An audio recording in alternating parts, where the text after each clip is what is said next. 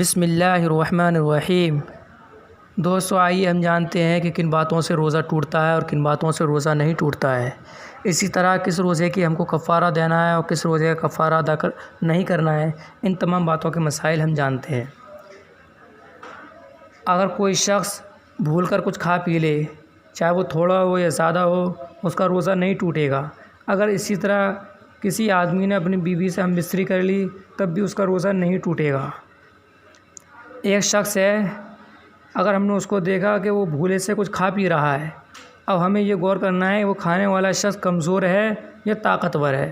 یعنی ایسا شخص ہے اگر وہ کھا پی لیتا ہے، اگر ایسا شخص ہے وہ کمزور ہے اور روزے سے اس کی صحت پر کوئی اثر پڑ سکتا ہے اور وہ بھولے سے کچھ کھا رہا ہے، تو ہم اسے نہ ٹوکیں۔ لیکن ایسا شخص کھا پی رہا ہے کہ اگر وہ نہ کھائے تو اس کی صحت پر کوئی فرق نہیں پڑے گا، وہ تندرست ہے، طاقتور ہے، تو ایسا شخص اگر دھوکے سے اور بھولے سے کھا رہا ہے تو ایسے شخص کو ہمارا ٹوکنا واجب ہے اور اس کو یاد دلانا واجب ہے کہ بھائی تیرا روزہ ہے۔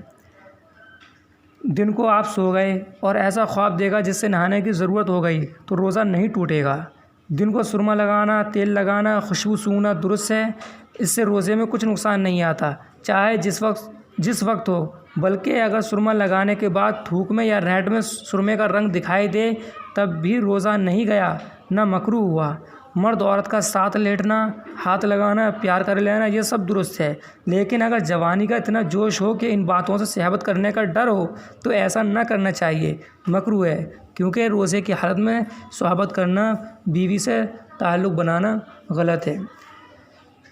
حلق کے اندر مکھی چلی گئی یا آپ دھواں چلا گیا یا گرد و غبار چلا گیا تو روزہ نہیں گیا، البتہ اگر ارادے سے ایسا کیا تو روزہ جاتا رہا۔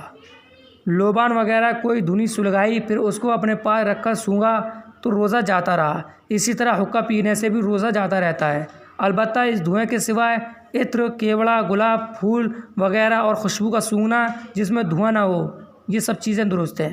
دانتوں میں گوشت کا ریشہ اٹکا ہوا تھا یا اس کے علاوہ اور کوئی بھی چیز تھی دانتوں میں ہلگی ہوئی، اٹکی ہوئی، اس کو خلال سے نکال کر کھا گئے لیکن منہ سے باہر نہیں نکلا، یا آپ حلق میں چلا گیا وہ ٹکڑا یا وہ حصہ گوشت کا، تو دیکھو اگر چنے سے کم ہو تب تو روزہ نہیں گیا، اور اگر چنے کے برابر یا اس سے زیادہ ہو تو روزہ جاتا رہتا ہے۔ البتہ اگر منہ سے باہر نکال لیا پھر اس کے بعد نکل گیا تو ہر حال میں وہ روزہ ٹوٹ جائے گا، چاہے وہ چیز چنے کے برابر ہو یا اس سے بھی کم ہو، دونوں کا ایک ہی حکم ہے۔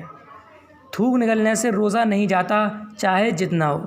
اگر پان کھا کر خوب کلی گرگرا کر کے منہ صاف کر لیا لیکن تھوک کی سرخی نہیں گئی تو اس کا کچھ حرج نہیں، روزہ ہو گیا۔ یعنی کسی شخص نے پان کھایا، پان کھانے کے بعد غرارہ، کلی سب کچھ کر لی، ٹھیک ہے، لیکن اس کی وجہ سے اس کی تھوک میں سرخی، لال پن کا اثر ہے تو اسے روزہ نہیں ٹوٹے گا اور اس کا روزہ برقرار رہے گا۔